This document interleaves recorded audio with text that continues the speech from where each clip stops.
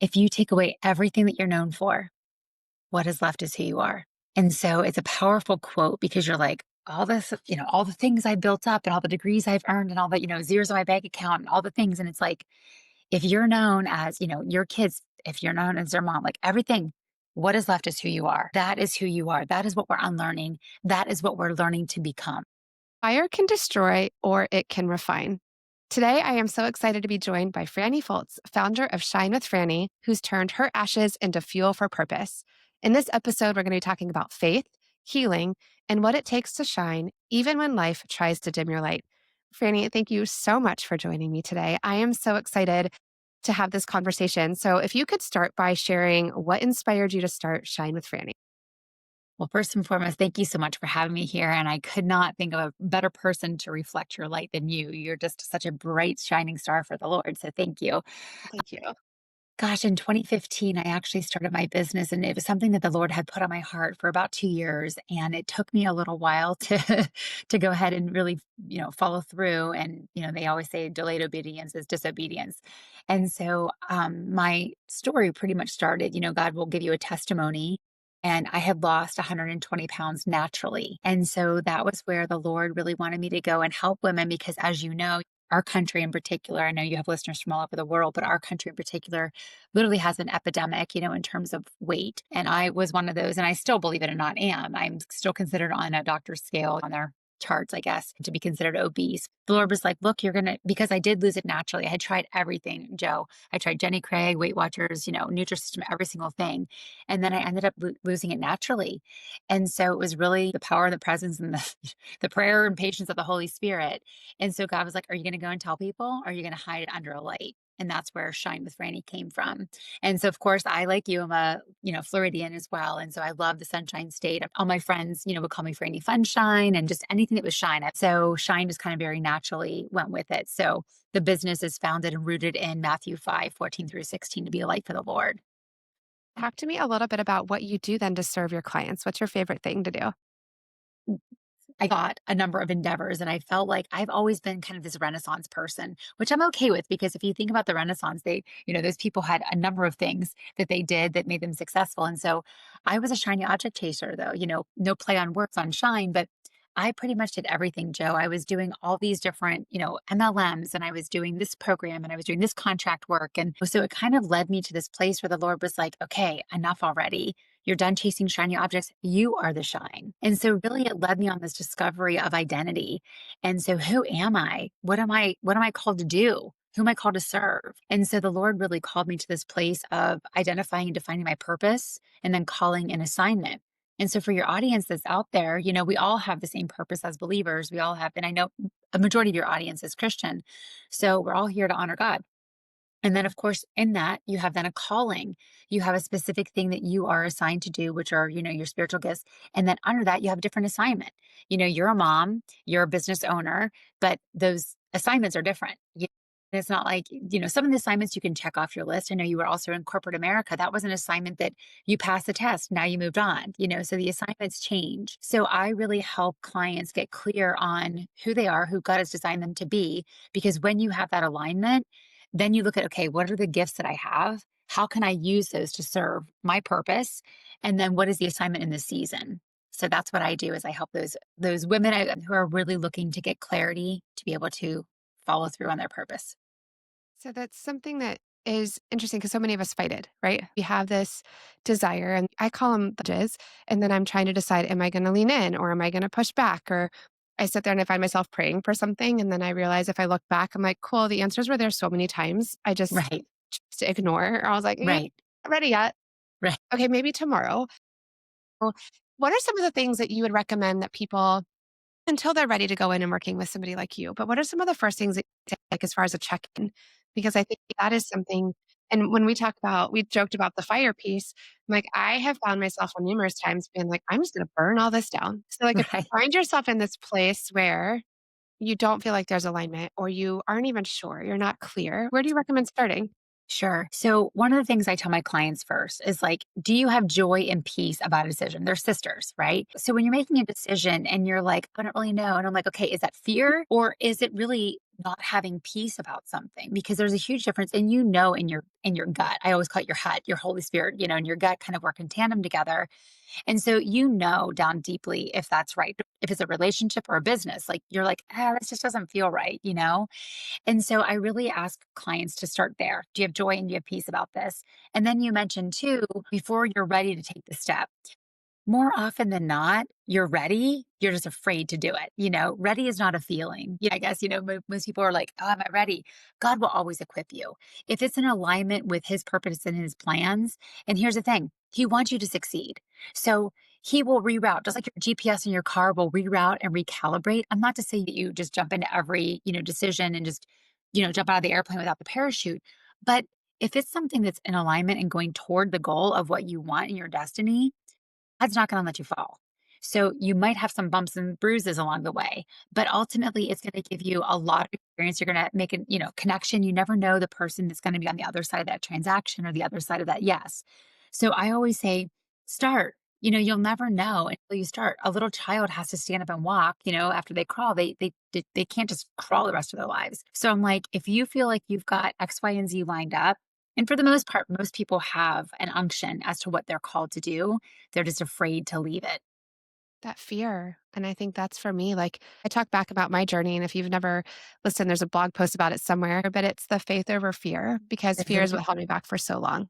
mhm. And it was that whole like, this isn't what I thought I was going to do. I went to school, I got the degree, I got a master's in business. I was working the corporate job, working my way up, and I was successful in some Right, definition of it, right?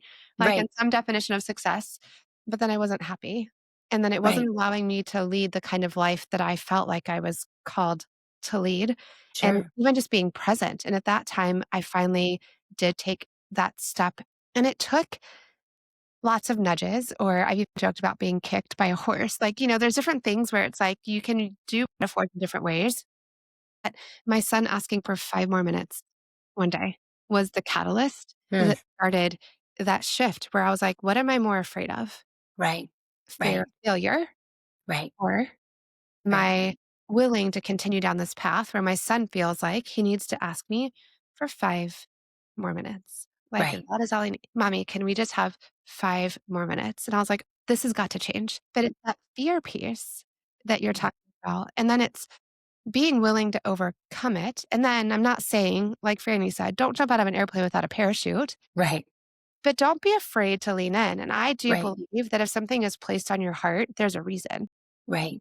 If you get an idea or an intuition, I don't think it just comes out of nowhere. Right. Well, and I think so many times people, they kind of quiet that still small voice, that it sounds outlandish. What will my friends think? Again, there's that fear of man, fear of judgment. Oh, what would people think? And that holds us back. And you bring up something that's really important, Jay. You mentioned in terms of like success, like I was successful at these things, but you found that you weren't fulfilled. And I think that that's a big thing, and I always say fulfillment, when you have fulfillment, you're full of you're being filled to overflow. Like, if you were not overflowing in your life, obviously, you were draining, that your son wanted 5 more minutes. If you were not overflowing in every area of your life with joy and peace and goodness and kindness, like all of those fruit of the spirit, then guess what? You're probably depleted, and you're not coming from a place of overflow and a place of abundance, which is what we're called to. And so therefore, you're drained. So I always, tell clients too, and I tell your audience today, to the woman who's listening out there, what is the thing that just lights you up? Like you just get so excited, like when you hear doing this or you're excited to do this. For some people, it's connecting people. For some people, it's making meals for people. There's a variety of ways that we serve, and it feels really good. And oftentimes, as Tony Robbins always says, success leaves clues. Those things in your past, that's going to give you, okay, this is a clue. Maybe this is something I should explore a little further. Maybe this is something I should, tease out a little bit and see if there is room and space, not only in my life, but how can I solve someone else's problem with this? And I'd like to say too, once that nudge has been out there, like fear, somebody out there is waiting for you to get the courage to show up, to say Amen. you're available to serve. And Yeah. so whether or not, and it may look different, and I'm going to tie in this last piece with the success part. I know I was 2 years into my business and I was at a retreat and I was sitting there. And in my mind, I literally was like, well, I'm not as successful as I thought I was going to be by this point. And I'm irritated by a revenue number not being where I wanted. And then it took a second and something hit me and I went, oh my gosh, I may not have hit that revenue number, but I am living the life that I dreamed about 5 years ago. The day that I could be full time in my business, the day that I could no longer have to take my kids to before and after school care, the day that I could be present until they went to school and be present the majority of the time when they got home. Yeah. And I was on my own. And I was like, oh my gosh, I hadn't reflected on the fact that I was living the life I had prayed about. And then I got there and then I moved the bar. Right. And I was like, okay, now next. And then every Right. time I make a new level, I push the bar. And Yes. I do believe in constant, never ending improvement. So I'm not saying that. And I don't want to be complacent, but I do encourage you to actually sit down and lean into what you're being called for. Hmm. And then take the moments to accept and really reflect on what's working and what answered prayers have you been given. You've just been too busy to notice because you Yeah. moved the bar. I've got a biz bestie that I chat with all the time. We box back and forth. And, you know, it'd be it's only one day she called and she was like, gosh, I'm gonna make my revenue goal this month. And she's like, I'm so frustrated. Like, I can't believe I'm only here. I did so well the past 3 months. And I boxed her back and I said, it's only the ninth. Right. Like, we get so caught up in the whatever. And Right. then even one day I was like, but gosh, do you remember how 2 years ago we were sitting on a hotel bed talking and dreaming about the day that we hit this monthly goal? And now we're irritated, like, because we had never even hit it at all. And now you're irritated that you're not hitting it every month. Like, I was like, so it's just having a shift in that perspective and then being able to lean in because there's been nudges and there's been calls, there's been the fear to let something go. And we talk about burning it down. And I'm like, we get caught up and this is the direction that I thought I wanted to go in. And then there wasn't alignment and there wasn't fulfillment. And then being okay to pivot. So, what are your recommendations? Because you've pivoted. You were a Yes. teacher, right? Right. Right. And then now you're a business owner. Right. And it didn't pass me that you didn't think you were qualified to do that because it's not what you had got school for. 100%. Yeah, I have 3 degrees in education, and everyone's like, "What are you doing? You don't have an MBA. What are you doing?" You know? And I was like, "I'll figure it out," because I just had such a burning passion inside of me. I was like, "I'll figure it out," you know? And a lot of it, Joe, I'll be honest, like you just mentioned, I wasn't where I thought I would be, after a year, 2, 3, and I was like, "Oh my gosh, like, I'm throwing spaghetti at the wall," and I didn't have systems in place, and God was like, "You need to take this seriously. Like, this is not just a hobby," you know? But I do want to circle back to something because I feel like this relates to what you're saying, and hopefully this will resonate with your audience today too. That, we're constantly in the art of becoming who we are designed to be. Like you're never going to fully arrive. And so, like you mentioned, sometimes you do have to burn that down. Sometimes it has to be like, okay, we just got to start from scratch and be the phoenix rising from the ashes. With that, though, and I tell my clients all the time, sometimes you have to fire your own goals. If you're not going in the right direction, you're like, you know what? That's not the way I'm supposed to go. And so you had mentioned you met X, Y, and Z goals over here that perhaps were not the monetary, the revenue goals, but they were so many of the facets of life that you desired. And it's like, that's what matters most. Like you had the 5 minutes for your son, you had probably 35 minutes or 40, whatever it was. So it was really a shift in perspective. So what I help we come up with B goals. Who do you want to be? And what do you want to do? What are the goals of what you want to accomplish? And who do you want to become? You want to be the mom who's present. You want to be the friend who can Vox her your friend at 2 a.m. if she needs you. Not like, oh gosh, I've got to get up for a corporate executive meeting and a PowerPoint presentation. Like, not to Yeah. say again, you don't have responsibilities, but I want to become the friend who will pick up and do anything. I want to become the mom who can do carpool. I want to, all the things. And so, who do you want to become versus what do you just want to do? So, I feel like that they work synergistically. You can't have one without the other.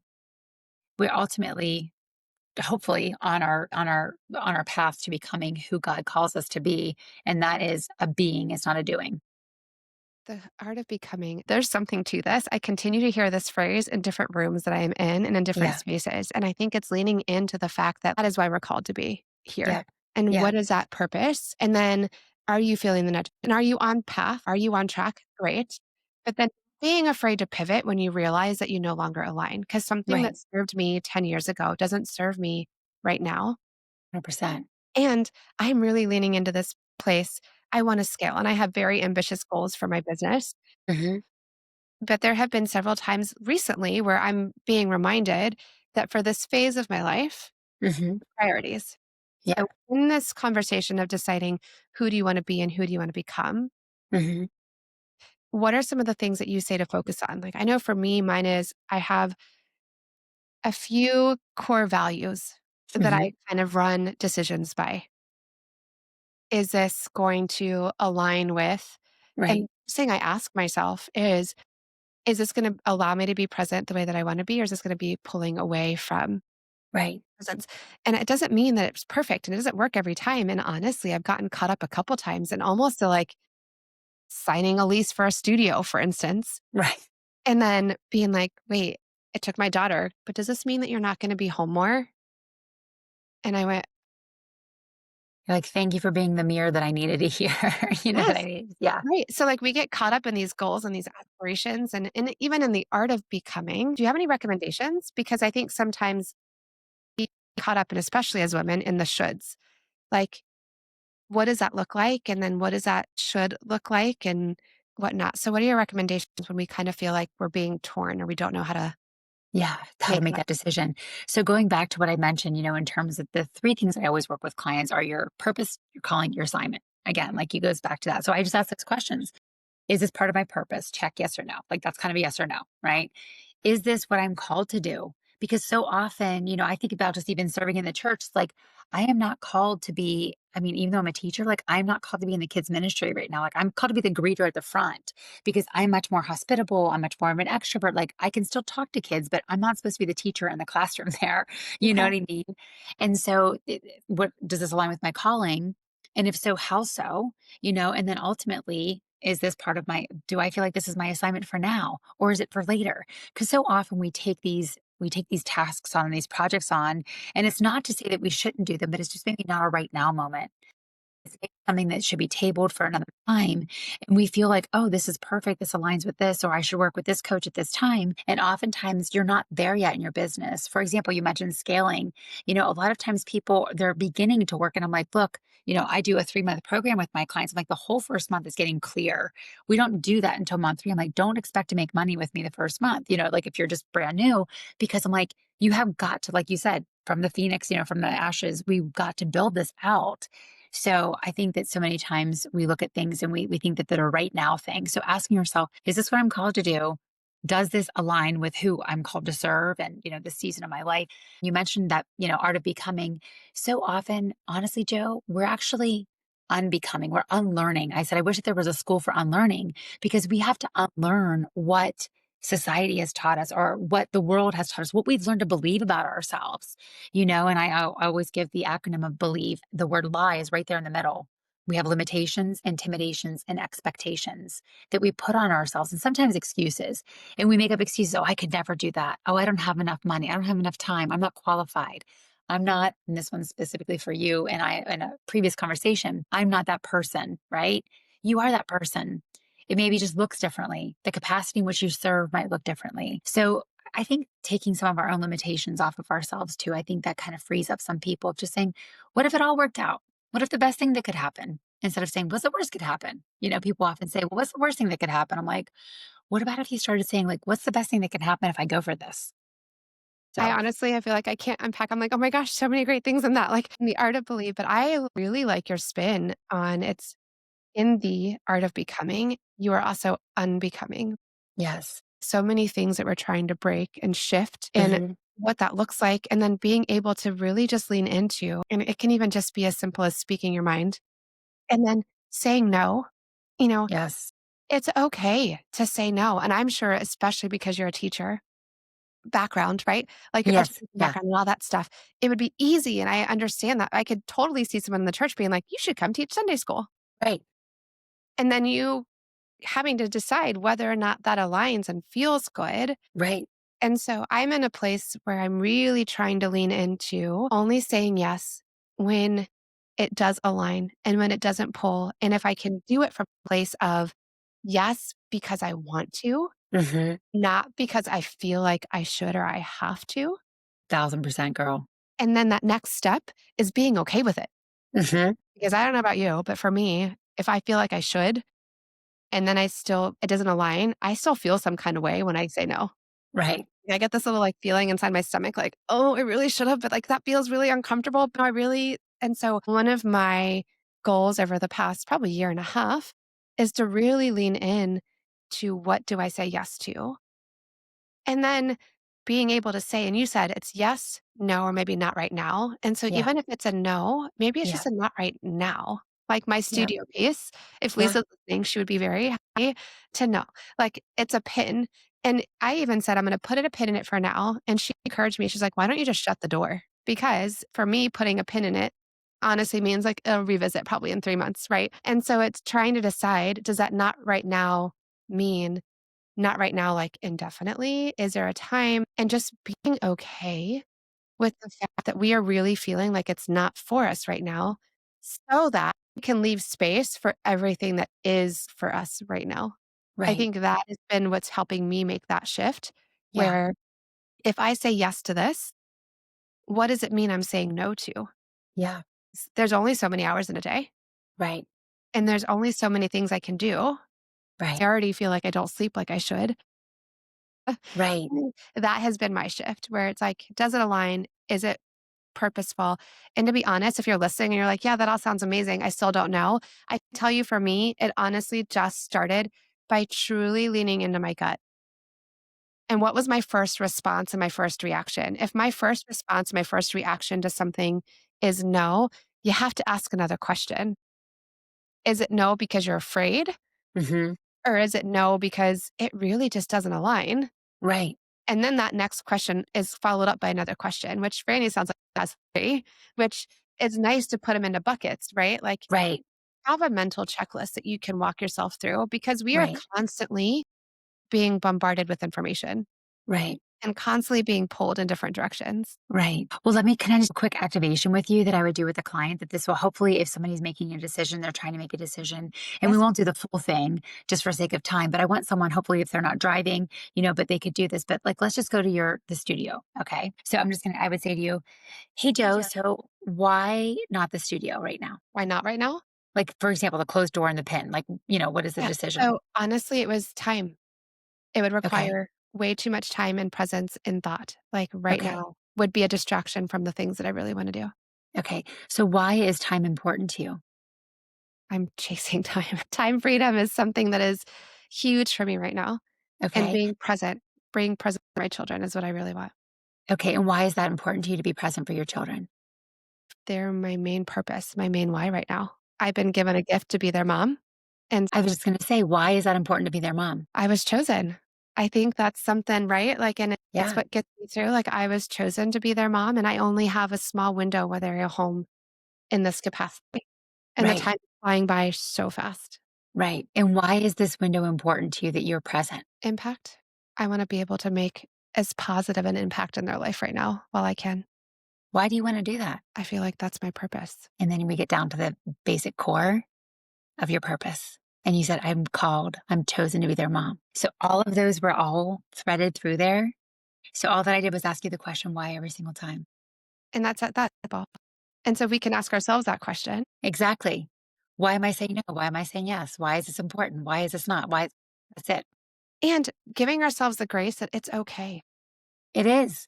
And honestly, Joe, Bob Goff, I don't know if you know him, but he's a great author and he's a podcaster and all the things. He's just awesome. And he says, if you take away everything that you're known for, what is left is who you are. And so it's a powerful quote because you're like, all this, all the things I built up and all the degrees I've earned and all the, zeros on my bank account and all the things. And it's like, if you're known as, your kids, if you're known as their mom, like everything, what is left is who you are. That is who you are. That is what we're unlearning. That is what we're learning to become. Yes, the purpose behind what we're learning to become or unlearning. I love it. Well, Yep. Franny, this Yep. conversation has been amazing. If you have been Awesome. listening and you feel like you were called to learn a little bit more from Franny or have her help you walk through activations, because I love how simple it sounds. Say, just ask yourself why. Yeah, it's that easy. Yeah. Yeah. Where can they find you? Sure. They can find me on Instagram at Shine with Franny and the same thing with Facebook. Those are my two primary. I'm not really on TikTok or anything else, but those are my two primary. And then, of course, I have a website, shinewithfranny.com. And we'll, of course, have it in the show notes for anybody that's driving right now and you want to look back later. But Yes. honestly, Franny, this conversation has been so inspirational. Whether you are in the art of becoming or unbecoming, or honestly both, if you have found some inspiration from this conversation, I hope you share it with a friend. And as always, continue to be out there and make your branded impact.